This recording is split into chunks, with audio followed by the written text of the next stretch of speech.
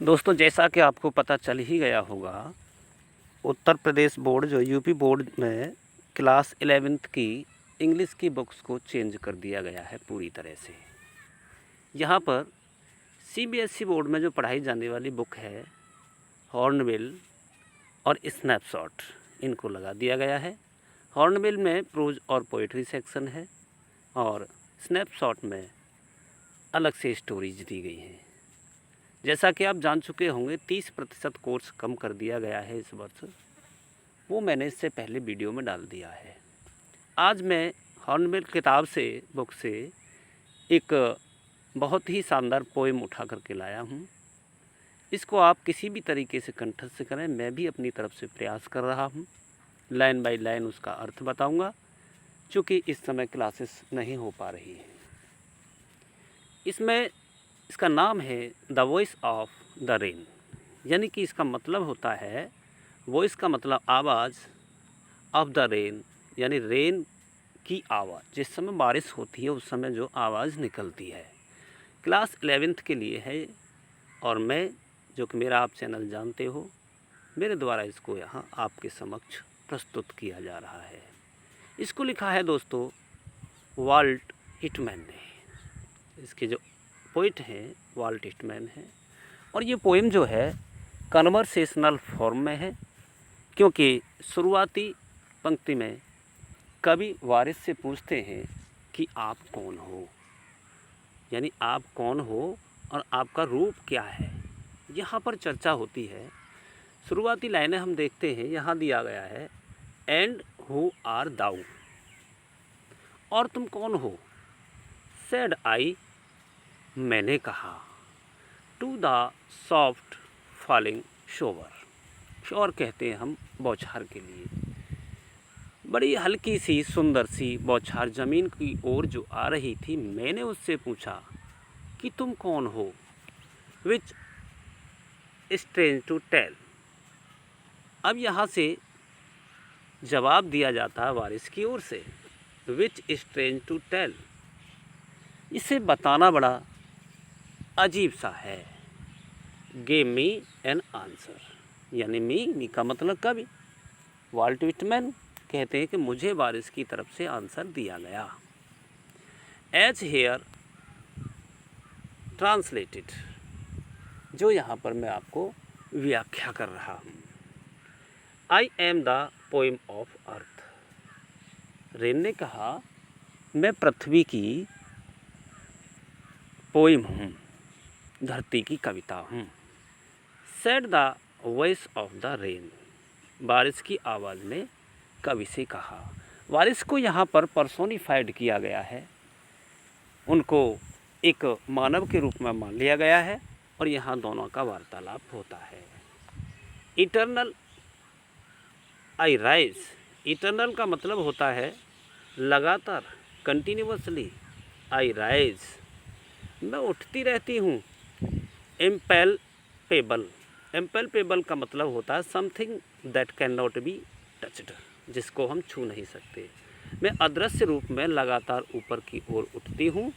Out of the land, पृथ्वी से ऊपर उठती हूँ। एंड द बॉटमलेस सी, और गहरे समुद्र, अथाह समुद्र से मैं ऊपर की ओर जाती हूँ। आगे दिया गया है अपवर्ड टू हेवन, यानी कि पृथ्वी और समुद्र से उठ कर के मैं ऊपर की ओर जाती हूँ, स्वर्ग की ओर जाती हूँ। वेरेंस, और जहाँ मैं जाती हूँ, वेगोली फॉर्म्ड, मेरा रूप जो है अस्पष्ट हो जाता है, पूरी तरह से बदल जाता है। ऑल टुगेदर चेंज्ड, यानी पूरी तरह से मेरा रूप अजीब सा हो जाता है, एक नई फॉर्म में मैं आ जाती हूँ। एंड एट द सेम, और इसके बाद वारिस का जवाब है कि मैं फिर भी ऐसी की ऐसी ही रहती हूँ। कहने का मतलब है प्रिय छात्रों, वारिस पृथ्वी से उठ करके हेवन की ओर जाती है तो वो एक बादल के रूप में हो जाती है, लेकिन जब वापस आती है तो वो सेम रहती है, फिर से दोबारा से उसका अस्तित्व पानी ही हो जाता है। इस कहानी को वारिस बताती है आई डिसेंडेड टू लेव द ड्रॉथ। लेव का मतलब होता है धो देना, साफ कर देना। आई डिसेंड, मैं नीचे उतरती हूँ, टू लेव, धोने के लिए, द ड्रॉथ, सूखी हुई भूमि को, सूखी हुई पत्तियों को, एटमाइज, यहाँ जितने भी तत्व हैं, डस्ट लेयर, जो धूल जम जाती है पृथ्वी के ऊपर, वनस्पतियों के ऊपर, मैं उसको धोती हूँ। द ग्लोब, अर्थात मैं पूरी पृथ्वी को धोने का काम करती हूँ। And all that in them without me were seeds only.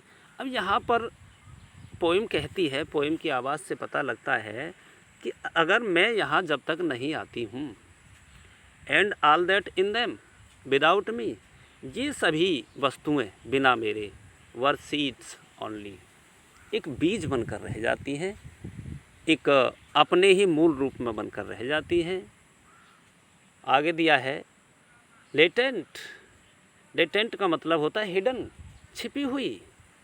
Unborn, जो बीज ज़मीन के नीचे दब जाते हैं, बिना मेरे वो अजन्मे रह जाते हैं, अर्थात उनका अस्तित्व खतरे में पड़ा रहता है, वो अपना जन्म नहीं ले पाते हैं। एंड फॉर एवर, सदैव के लिए, बाई डे एंड नाइट, दिन और रात, I gave back life to my own origin.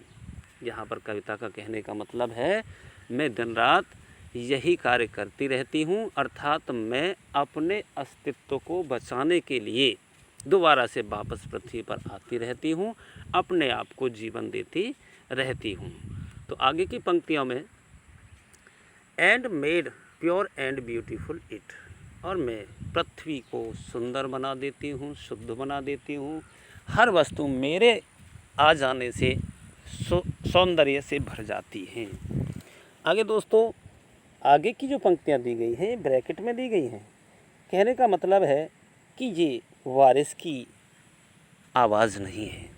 यहाँ पर कभी आप थॉट्स में चले जाते हैं, अपना व्यू प्रेजेंट करते हैं। यहाँ पर वो कहते हैं फॉर सॉन्ग, जिस तरह से एक संगीत issuing from its birth place, birth place का मतलब होता है सिंगर। जब सिंगर की भावनाओं से, हृदय से जिस प्रकार संगीत उठ कर के ऊपर जाता है, बाहर निकलता है, आफ्टर फुलफिलमेंट, और सभी की अपनी परिपूर्णता को पूरा करने के बाद, वॉन्डरिंग, इधर उधर भटकते हुए, रैकेड और अनरैकेड का मतलब है चाहे उसकी कोई परवाह करे और चाहे उसकी कोई परवाह ना करे, ड्यूली, बड़ी प्यार के साथ, विद लव रिटर्न्स, और वो एक संगीतकार के पास लौटकर आ जाता है।